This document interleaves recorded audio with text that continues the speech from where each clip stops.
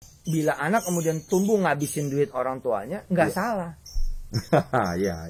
Nggak salah karena didikan dari kecilnya memang ngabisin duit. Ngelihat ada 1.700 anak. Itu pasar. Lo dagang apa kek? Sahabat entrepreneur, salam hebat luar biasa. Dan hari ini alhamdulillah saya bisa akhirnya bertemu dengan salah seorang yang sangat kondang banget di Indonesia. Beliau terkenal dengan Ustadz Sedekah. Assalamualaikum Pak Ustadz. Salam. Waduh, ini kita udah mau berkali-kali bikin konten, akhirnya kesampaian juga ini hari. Saya senang nih bisa kedatangan beliau. Ya, terima kasih Pak Ustadz. Jadi hari ini kita ngobrolin banyak Pak Ustadz. Ya. Dari masa kecilnya Pak Ustadz. Ya Siap. kan? Gimana Pak Ustadz dulu jatuh bangun. Bangun bisnis sampai sekarang punya omset triliunan. Amin. Ya. Dan kita ngobrol banyak hal setelah yang satu ini.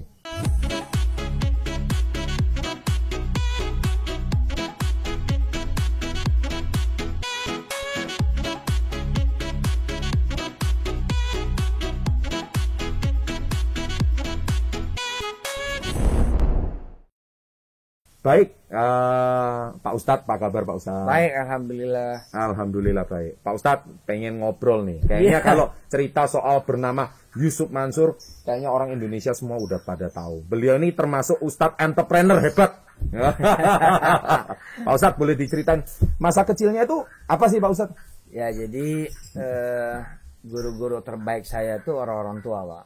Orang tua. Dan alhamdulillah orang tua saya ngedidik saya itu secara tidak langsung memang bermental pedagang.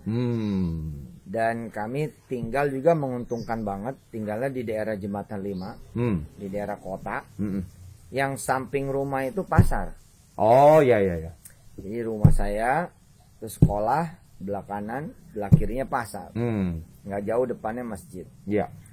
Nah, salah satu kalimat legend dari orang tua saya itu ketika saya kira-kira umur disunat ya tahun-tahun 84 itulah. 84 ya? 84 85. Ini belum lahir kali sebagian pemirsa. Pasti. Iya. Terus saya ditenteng. Tenteng sama ibu saya. Sebuah kalimat yang rasanya baru puluhan tahun diperkenalkan sama para coach di Indonesia. Tapi saya puluhan tahun yang lalu udah kenal. Oke. Jadi kata ibu saya begini, Sob, di depan rumah nih, lihat tuh, ada apaan? Terus saya mendeskripsikan yang saya lihat. Ada pohon sawo, pohon bisbul. Kenal bisbul nggak? Bisbul nggak tahu. Nah, bisbul tuh sejenis mangga. Ya. Beludru. Jadi jaketnya tuh dia kayak karpet. Ya. Itu Tuhan Maha Mencipta betul. Betul. Nah, terus ada pohon kembang, ada warna hijau, pagar, sekolah, tembok, berhenti. Nggak bisa lagi mendeskripsikannya, udah habis. Iya. Ibu saya bilang begini, nggak ngelihat ada 1.700 anak. Itu pasar. Lo dagang apa kek? Hebat ya. Oh, jadi kata-katanya seperti itu. Ya. Kamu ada 1.700 anak, itu pasar namanya. Pasar. Iya. Nggak ngelihat. Iya. Dagang apa kek? Iya. Itu satu. Nah, ini kan baru puluhan tahun kemudian dari tahun 80-an itu Indonesia kenal istilah-istilah begitu. Oh. Jujur loh, Pak. Iya. Baru 5 tahun atau 10 tahun terakhir ini kan Indonesia biasa dengan dunia usaha kan. Iya. Dengan dunia Dulu kan enggak. Dulu kan ya pokoknya salah satu tokohnya beliau. Terima kasih Pak Ustadz. Ngomongnya entrepreneur. Iya, betul. Harus diprovokasi entrepreneur. Iya. Yang kedua. Iya. Yang kedua, ibu saya memperkenalkan juga the magic word of business ya. Yang saya aminin. Apa dia bilang? Sambil jalan ke pasar dia bilang, tahu nggak yang lebih hebat daripada duit? Saya Yusuf masuk kecil, ya diem aja. Ntar lihat. Gitu. Ibu saya datang ke pasar, datang ke warung grosir gitu, terus dia ngomong begini, Ci, nih mau om. Iya. Ini mau om. Ya. kasih nih anak saya dagang-dagangan. Iya. Kan dia bayarnya kalau udah laku. Terus si incinya Heeh. ngebungkusin tuh. Terus kata ibu saya, ajarin nih harga-harganya. Oh, gitu. Ajarin lah, mau kerupuk Bangka, Heeh. ya kan? Iya. Ada 10. Iya, iya, iya. Lo jualnya sekian, nanti jadi sekian. Iya, iya. Terus jualan coklat apa segala macam gitu. Iya, iya, iya. Nah, habis selesai, si incinya ngebungkus segala macam, ngobrol. Saya ditanya sama ibu saya, kita bawa duit nggak? Saya bilang enggak. Pakai apa? Nah, Ngutang, bukan ngutang. Apa? Nggak lihat tadi ibu nyebut nama ibu gitu. ibu nyebut nama ibu. Iya. Artinya apa itu, Pak Ustaz? Nama. Nama, kepercayaan. Iya. Yes. Nama lebih hebat But- daripada duit. Nama lebih hebat daripada duit. Catat itu guys, menit keberapa ya? Ini petua dari Pak Ustadz. Oke. Iya loh. Jadi soal pasar, yang kedua tadi soal nama. Nama, pasar dan nama. Iya, Ini 2 poin ya. Itu sih modal buat entrepreneur top bener. Setuju. Ibu saya kan ngomongnya gitu kan. Ci, ini mau om gitu kan. Iya. Ini mau om. Sebut Iya. nama kan. Iya, iya. Jadi tolong kasih anak dulu pretal. Setuju, setuju, setuju. Nah, Jadi karena nama besar seorang ibu, dia dipercaya gitu. ya bukan itu saja, tapi nama ibu saya itu loh. Iya, Ibu saya kan namanya Uum. Nah, nama dia ya dipercaya sama orang, sehingga ya nggak mungkin lah anaknya Setuju. ngambil barang terus nggak bayar. setuju, setuju. Nah, di Quran, di kitab suci Al-Quran, Ya, ayat pertama yang mengawali all entire of Quran, seluruh Quran, itu cerita tentang nama. oh cerita tentang nama. Nama dia. Oke, ya. Jadi in the name of God, gitu Iya, kan? iya, iya, iya, Eh, iya, iya.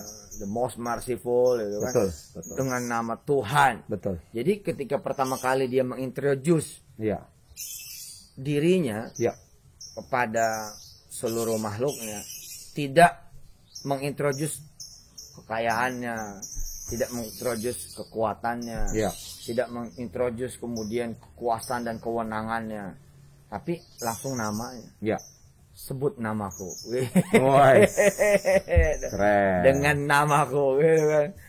Kalian hidup, kalian senang, kalian bahagia.